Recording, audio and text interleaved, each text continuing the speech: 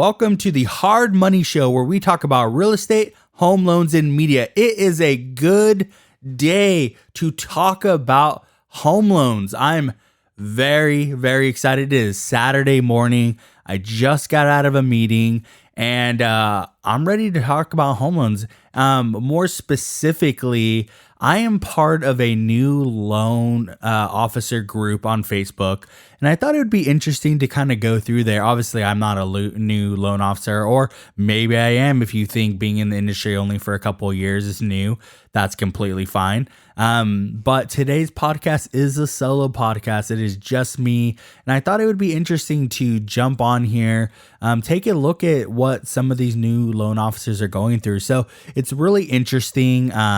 Obviously, this is, maybe not the podcast for everybody, but, I kind of want to start it, the beginning of becoming a loan officer and why is a group like this even exists, right? You would think that if you become licensed that you're ready to do your job, right? That's not the case. And, this is maybe closer to the equivalent of getting a degree or getting some sort of certificate or whatever, some sort of certification.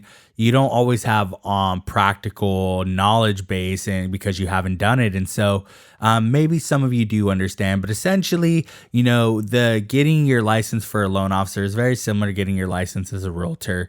You go through a course, you do mandated hours, you do it on mandated sections. After you pass that course, then you go and you submit your paperwork, you get your background check, you do all of that, you get approved to take your exam. Or actually, maybe for the loan, it was reversed. Actually, it's reversed. So you take the exam, once you pass, then you do the rest of that stuff.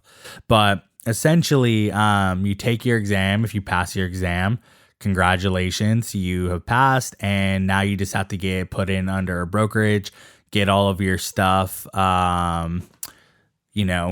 get all your stuff on there, and then you're good to go. So what ends up happening is you pass the exam, you're very excited, and you're ready to move into the industry, and you kind of run into this roadblock. The first thing is you don't have experience with being a loan officer, so it can be really daunting to do that. Now, for me, I actually was not a loan officer to start. I actually was in a very lucky position to where I was considered like a processor.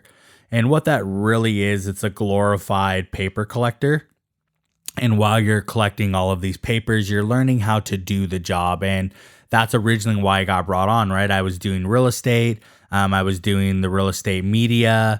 And this was during the height of the refinance boom, as well as a lot of purchasing was happening because rates were so low a couple years ago. And so there was help needed at the brokerage, and I was looking for an opportunity to fully go into this market. And at the time I was working for a nonprofit. It was a great experience, but very draining. If you've worked for a nonprofit, you totally understand this. The whole idea of working for a nonprofit and for them to function well is that the idea is that you work there, but you also donate your time as well. And it can be pretty tough. It can be pretty taxing. I'd work a lot of times 80 to 100-hour weeks, which I'm in no, disillusion that there aren't a lot of industries that work like that.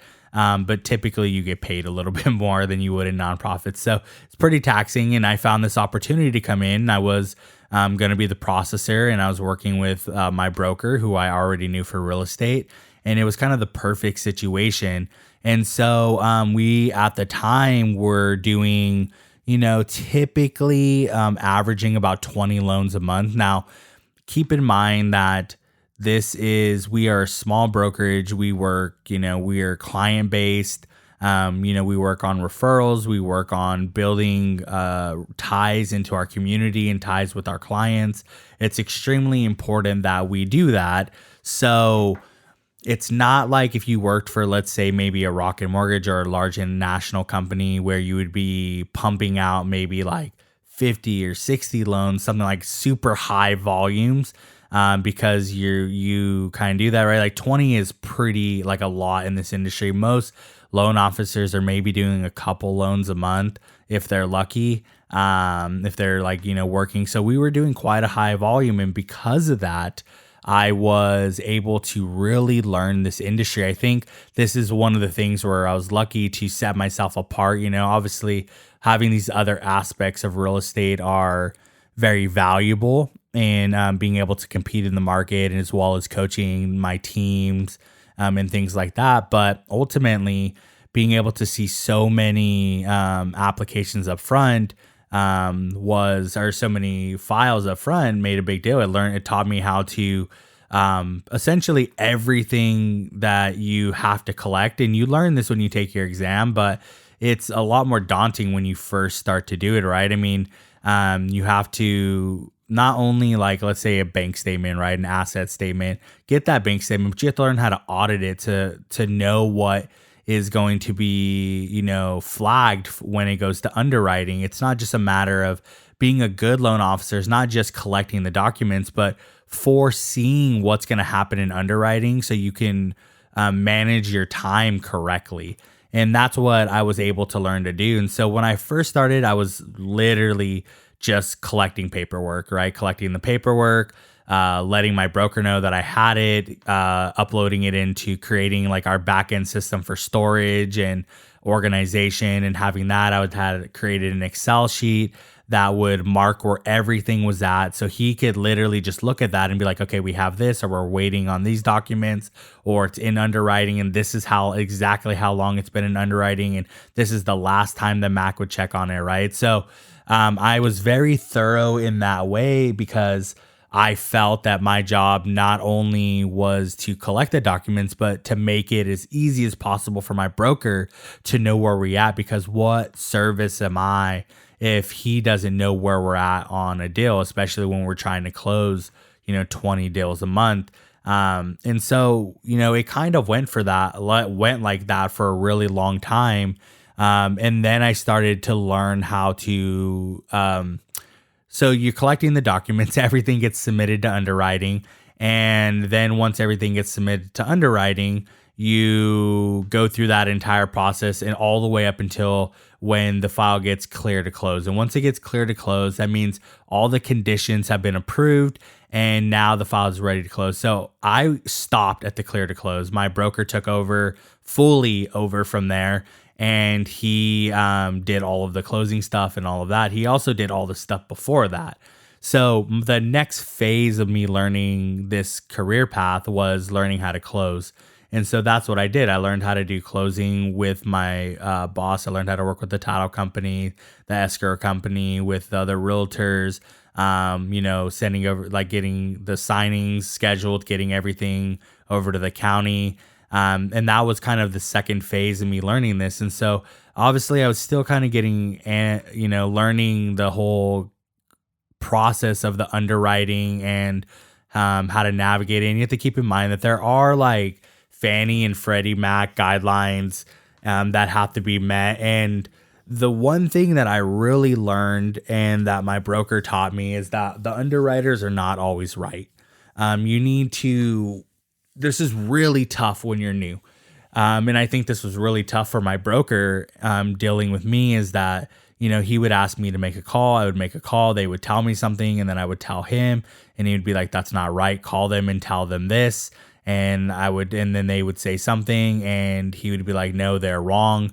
And then he would have to call them and be like, look, this is the Franny and Freddie Mac guideline. You're not right. And you need to talk to somebody. And then they would talk to buddy. And you have to understand, you think that, oh, they're underwriters and they know what they're doing.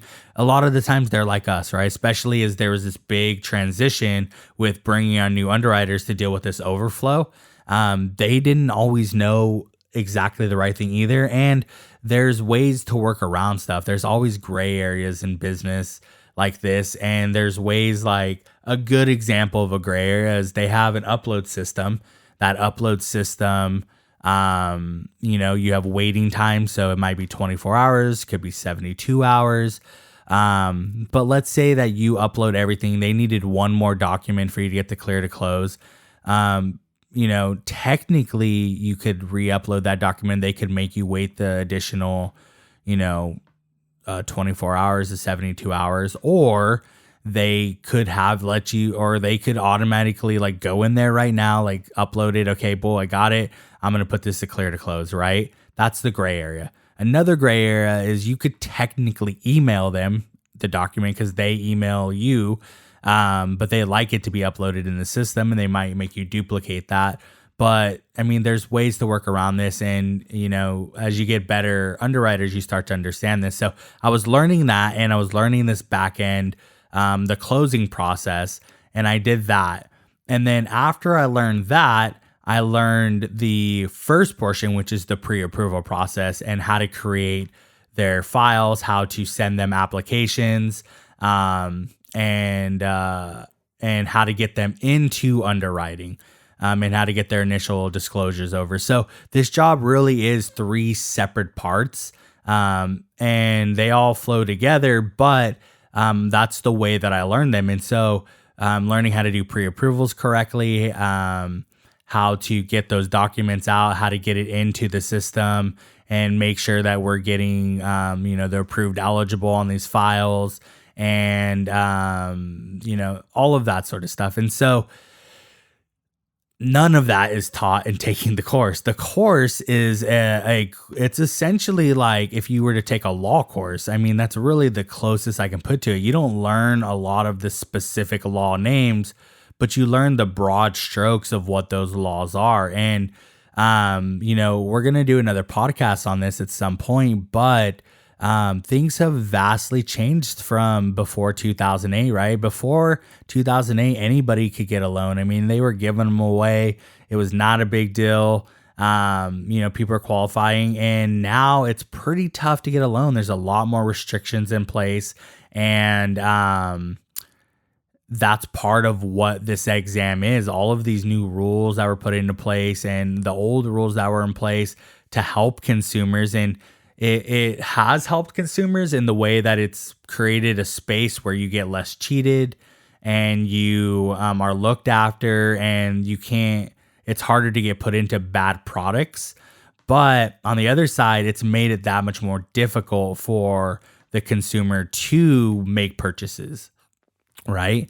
And so it's this, double-edged sword, and people are trying to find a way to navigate. And I think that's, I think that's the unique thing about this career, is that this being, I think, a real estate person, in general, but specifically a loan officer, has become so much more important because it is so much more difficult to get a loan. It's not like before where I could easily understand why people be like, well, I don't really need you because I can get a loan. It's not that hard. But now it is really hard, and you do need somebody to help you navigate that market, because the threshold to get into a home now is that much more difficult, especially here in California.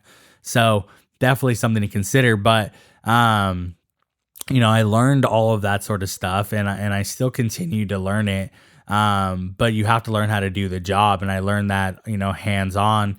And I did that for, nearly 2 years until I got licensed, or, year and a half, something like that. And so I was doing that, and then I got licensed while I was doing that, because you don't have to be licensed to be a processor, because there's certain things that only the LO can do legally, and then there's other stuff that a processor can do.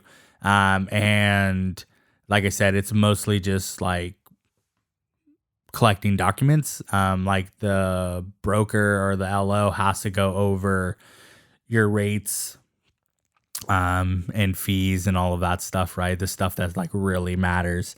And so now that I know how to do both of all of it, the job, and I'm not saying that I'm the best necessarily, like not that I can like think of every strategy that's out there on how to get you into a home, but I'm pretty well versed. I've worked with a lot of people that have their own business, and that's one of the hardest files to deal on is self-employed. I've dealt with a lot of self-employed. I've dealt with a lot of W-2. I've dealt with a lot of people that have overtime and bonuses and flexed hours and all of this stuff. And it's given me a lot of great experience. And it hasn't been so much that I haven't been able to continue to build the relationships and do the job the way that I want to do it. So that's been my experience in being in the market. And I've been able to coach another LO, new LO that came on, and that's been a very cool experience. But I'm still part of these groups, and that's why we're jumping back in to the Facebook group, the new loan officers group. And I just kind of wanted to go through here. It's really interesting to see some of the stuff that comes up because I sometimes forget how privileged I was to be able to fall into, the brokers that I'm with and learn the things that I learned. And I like to look on here sometimes. Sometimes I'll answer, but you just never really know, right? So I'm going to go through a couple of these. I thought it might be interesting to some people to see what brand new loan officers are asking. There might be a small pause here and there, but bear with me. And if you like it, let me know. If not, then we'll do something else. So here's something really interesting. All right. So what is the typical pay for an unlicensed LOA or processor? So like I was saying, the position that I had now, I think that this is very experience based because if you're a brand new processor, like relatively brand new, you still need to work with that person pretty closely. But if you're someone like where I'm currently at, I can pretty much do it on my own. There might be one or two things that I still have to go to my broker for, but I'm a loan officer now, so I can do the whole thing on my own. If you're relatively brand new, it's going to be probably somewhere $250 to $300 a file. If you're established, maybe $500 to $600 a file. Don't expect to make more than that. That's pretty, like, it's here in California, at least about $500 a file. Now, when you look at it in the scheme of things, that's not a lot of money, right? The realtor could be making, $8 grand, 10 grand. I mean, even who knows if they have $1 million property, they could be making more than that. But the processing, like I said, you're pretty much collecting documents. So it really comes down to, and I do believe this, is what you get paid is in direct relation to the problems you solve.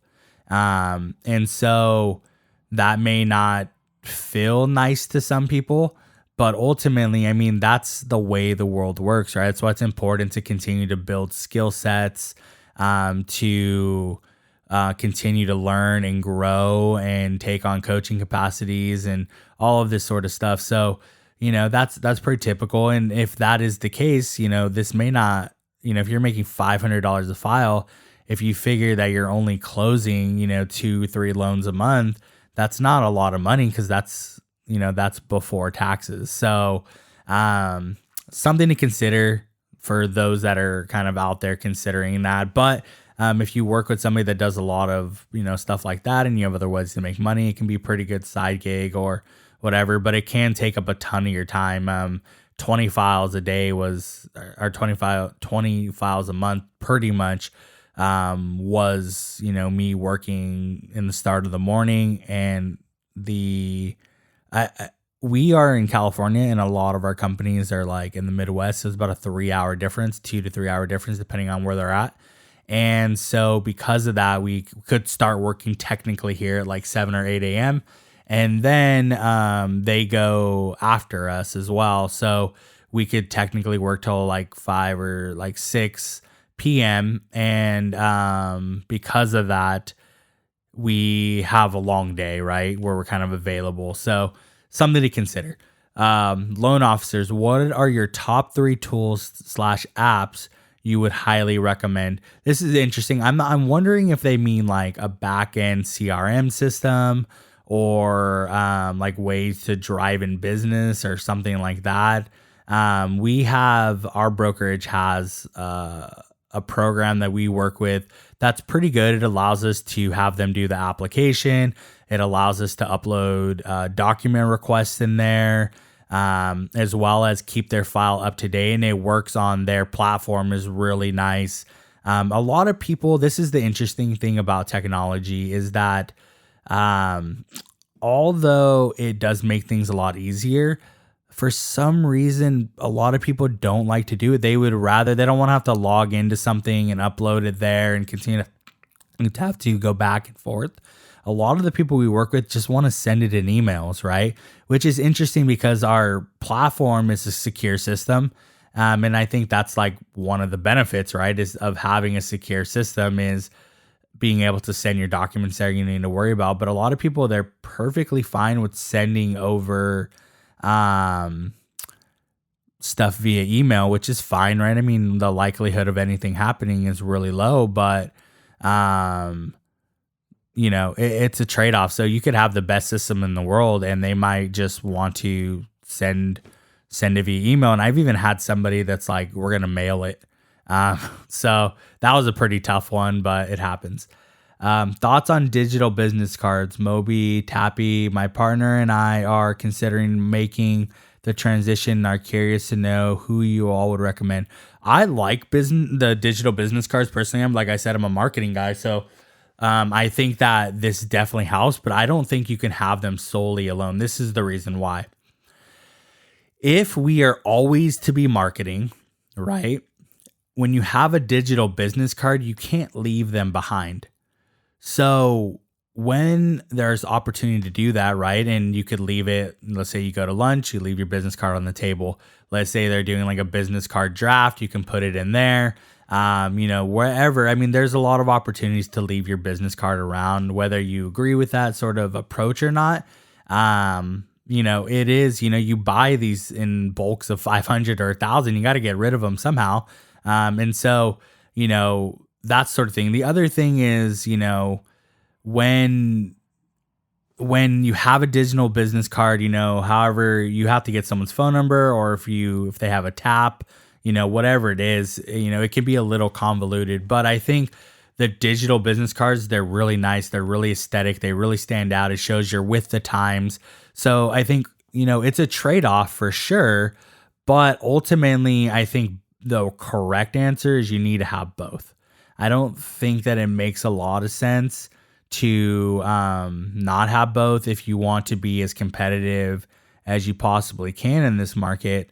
You need to do that. So something to consider.